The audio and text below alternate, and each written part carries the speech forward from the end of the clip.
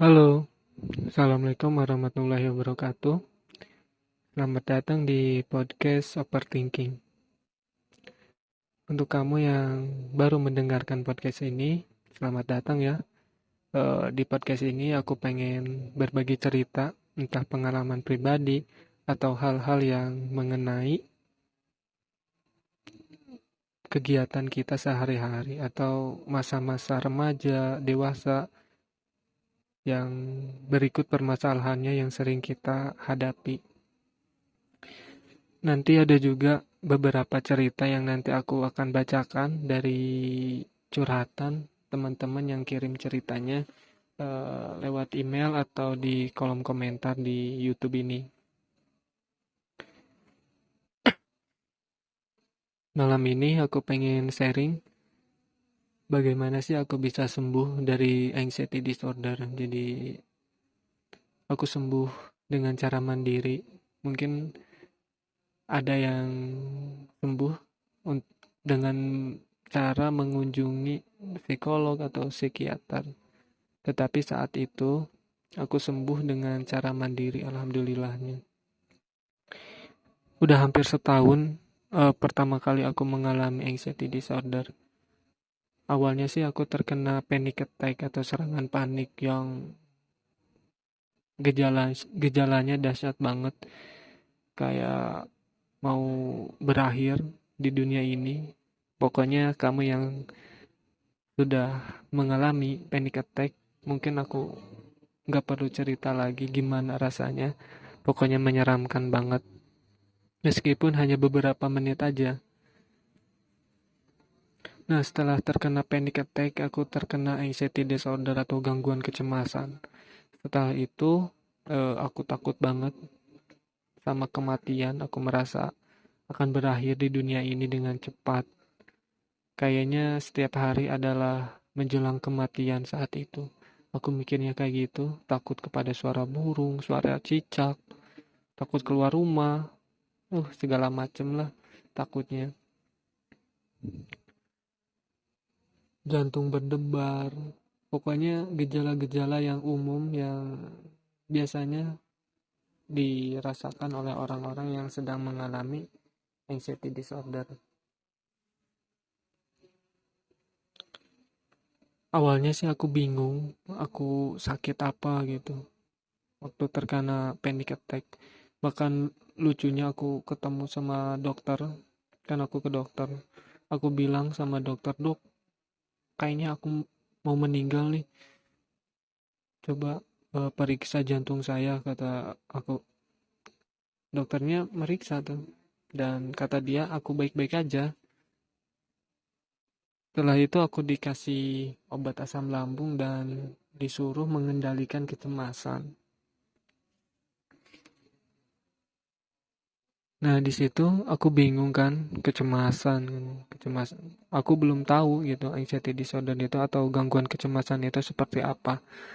Akhirnya aku searching-searching tuh di YouTube eh, ceramah tentang kematian.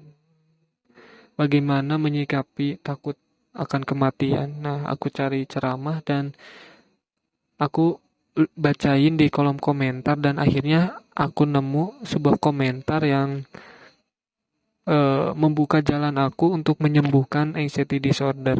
Jadi kurang lebih komentarnya kayak gini. Eh, Silakan buka channel YouTube-nya Mas Erik Wibowo deh. Ini membahas tentang hal ini, kata orang itu yang komen di sebuah video itu.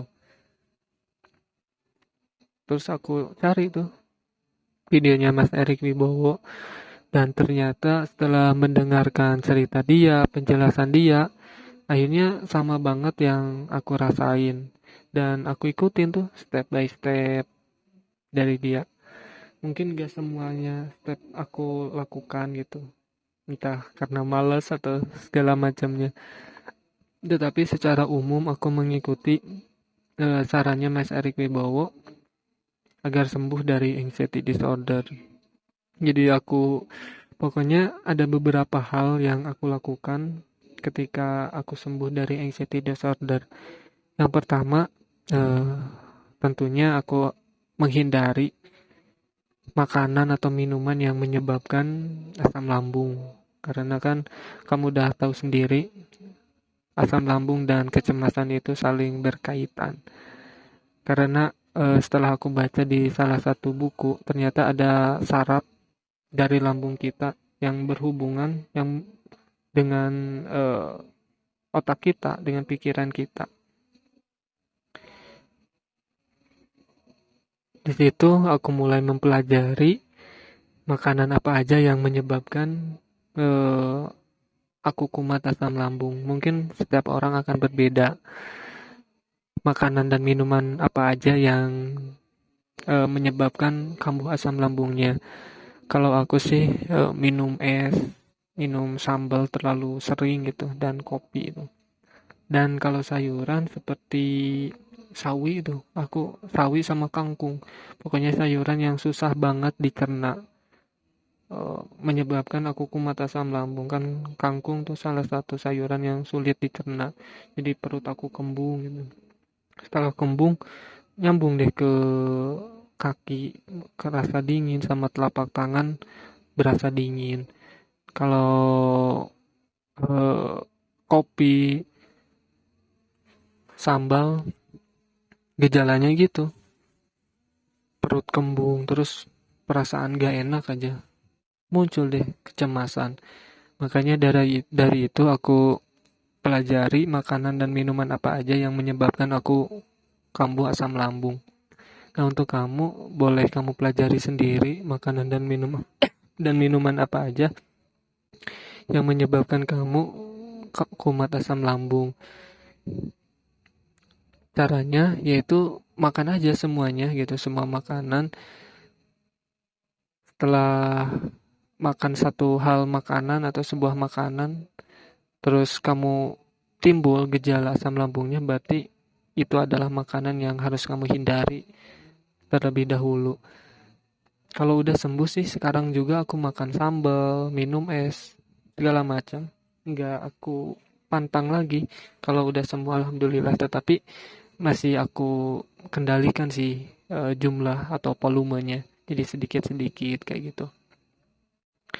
Setelah itu, hal yang kedua yang aku lakukan yaitu bermeditasi. Nah, aku melakukan meditasi entah di pagi hari atau malam hari. Caranya yaitu dengan fokus kepada pernapasan. Kayak mata dipejamkan, terus kita rileks duduk, bersila, dan kita hanya fokus kepada pernapasan yang sedang kita lakukan. Kalau pikiran kita mengajak kita untuk berpikir kemana-mana, maka kita pelan-pelan arahin lagi kepada pernapasan yang sedang kita lakukan. Pokoknya meditasi sebuah cara untuk mengistirahatkan pikiran. Kamu mengalami sendiri ketika kita mengalami gangguan kecemasan, maka pikiran kita akan kemana-mana. Pikiran kita overthinking, kita berpikir hal-hal yang menakutkan, kita memikirkan hal-hal yang belum kita lalui. Pokoknya hal-hal yang abstrak yang belum tentu terjadi, sudah kita pastikan, sudah kita pikirkan bahwa kita akan mengalami hal itu. Nah, itu adalah gangguan kecemasan. Nah, salah satu cara untuk mengendalikannya yaitu dengan cara bermeditasi. Mungkin orang-orang yang beragama muslim, mungkin salah satu cara bermeditasi yaitu dengan cara sholat. Dalam sholat kita bisa fokus, kita khusyuk. Tetapi kalau aku sih lebih memfokuskan gitu di pagi hari atau di malam hari, entah cuman beberapa menit melakukan meditasinya. Dan itu ngepek banget. Ngepeknya yang aku rasakan yaitu aku lebih mudah untuk mengendalikan pikiran aja. Ketika aku berpikir hal yang buruk, maka aku akan lebih mudah untuk mengalihkan lagi pikiran buruk itu kepada hal yang positif. Nah, yang ketiga yaitu dengan cara mindfulness. Ini sama aja sih sama meditasi. Kan kalau meditasi fokus kepada pernapasan yang sedang kita lakukan. Kalau mindfulness kita fokus kepada kegiatan yang sedang kita lakukan. Misalnya kita sedang makan, maka kita hanya fokus kepada makanan yang sedang kita makan. Kita rasakan rasanya, kita rasakan apa aja nih rasanya di makanan tersebut. Misalnya kita makan sayur sama daging, kita rasakan tuh segalanya yang ada di makanan itu, entah rasa, entah vitamin mungkin yang terkandung di makanan tersebut. Dan hindari untuk berpikir hal-hal yang lain selain kamu memikirkan makanan itu. Atau ketika kamu makan, jangan sampai kamu sambil nonton TV atau bermain HP. Kan biasanya kita kalau lagi makan tuh sambil main HP atau nonton TV, makanya pikiran kita terbagi dua, pikiran kita terkuras, entah terkurasnya ke makanan dan ke kegiatan yang lain, entah nonton TV atau main HP. Makanya dengan mindfulness ini kita fokus terhadap kegiatan yang sedang kita lakukan. Entah sedang berkendara, kalau berkendara kan kita mikirnya ke macam-macam gitu.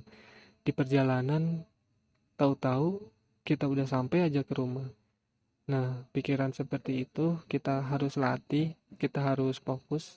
Kalau lagi berkendara kita fokus aja sama jalan raya yang sedang kita lalui. Entah kepada kendaraan lain atau ke lingkungan jalan raya itu. Mohon maaf ya kalau suaranya agak berisik, aku bikin podcast ini di luar rumah. Jadi banyak banget suara-suara yang terdengar. Nah, setelah mindfulness, setelah berlatih mindfulness, aku melakukan pola hidup yang sehat. Jadi nggak begadang, bangun pagi, langsung berolahraga. Nah, olahraga juga aku lakukan ketika itu. Dan banyak banget manfaatnya. Jadi kalau kita olahraga, tubuh kita akan memproduksi hormon kebahagiaan. Pokoknya ketika kita berolahraga, tubuh kita akan memproduksi banyak hormon kebahagiaan dan menurunkan hormon stres. Makanya untuk kamu yang sedang mengalami gangguan kecemasan, harus rutin berolahraga. Olahraga sesuaikan dengan kondisi fisik kamu. Kalau fisik kamu masih lemas kayak gitu, berarti jangan langsung olahraga yang berat. Olahraga yang ringan dulu aja. Intinya kamu harus melakukan kegiatan fisik, jangan sampai kamu diem aja rebahan mainin apa, itu hanya memperburuk kondisi fisik kamu. Yang aku alami sih kayak gitu, jadi badan nambah lemes, pikiran macam-macam lagi kayak gitu. Nah, selanjutnya aku melakukan berkebun. Jadi ada terapi berkebun yang pernah aku baca. Jadi ketika kita berkebun, kita akan fokus terhadap tanaman yang sedang kita tanam gitu. Kalau aku sih punya kebun gitu di belakang rumah. Aku tanam pohon cabai, aku tanam pohon tomat gitu. Jadi ketika pikiran anxiety disorder aku muncul, maka aku alihkan pikiran anxiety itu kepada tanaman yang sedang aku tanam gitu. Aku mencabuti rumput, menyiram segala macam, dan itu sangat menyenangkan banget. Untuk kamu yang suka berkebun atau yang gak suka berkebun juga, harus mencoba kegiatan ini. Ini menyenangkan banget dan itu salah satu ngepek banget. Aku pernah ketemu salah seorang yang mengalami gangguan kecemasan juga, dan dia cara menyembuhkannya hanya dengan berkebun pagi sama sore gitu. Dia sibukkan entah menyiram segala macamnya gitu, kegiatan berkebun, dan akhirnya cepat sembuh alhamdulillah. Dan enggak sampai ke dokter, bahkan minum obat asam lambung pun enggak dia, dan alhamdulillah sih sembuh gitu. Selanjutnya, jangan sampai kamu stres dan suka berdebat sama orang lain. Pokoknya kamu harus rileks, harus tenang. Jangan sampai kondisi di luar kamu mengendalikan pikiran kamu. Jangan sampai mudah marah. Biasanya kan orang yang mengalami gangguan kecemasan ini orang-orangnya yang gampang marah, emosian kayak gitu. Nah, sekarang kamu harus belajar untuk mengendalikan emosi kamu, dan salah satu cara melatih mengendalikan emosi itu dengan cara meditasi gitu. Itu adalah beberapa cara yang saling berkaitan menurut aku. Nah, untuk teman-teman yang sedang mengalami gangguan kecemasan, mungkin boleh dicoba cara-cara aku melewati gangguan kecemasan itu. Atau bila kamu memiliki cara yang lain, boleh sharing di kolom komentar. Sehingga ada teman-teman yang bisa melihat komentar kamu dan bisa memberikan motivasi bagi mereka. Mungkin podcast malam ini aku selesaikan dulu. Sampai jumpa di podcast selanjutnya. Oh, jangan sampai lupa di subscribe sehingga kamu bisa tahu dan dapat informasi podcast aku selanjutnya. Sampai jumpa.